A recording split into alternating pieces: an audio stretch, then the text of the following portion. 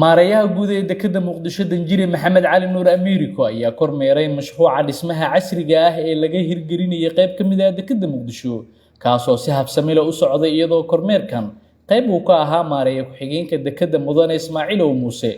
fulinta mashruucan ayaa ah mid lagu casriyeynayo dekedda caasimadda maadaama dhismaha hadda lagu shaqeeyo uu yahay kii barisamaadkii waxaana la filayaa in dhowaan la soo gabagabeeyo hirgelinta dhismahan oo ka kooban xafiisyo iyo qaybo kale oo lagu adeegi doono ummadda Soomaaliyeed.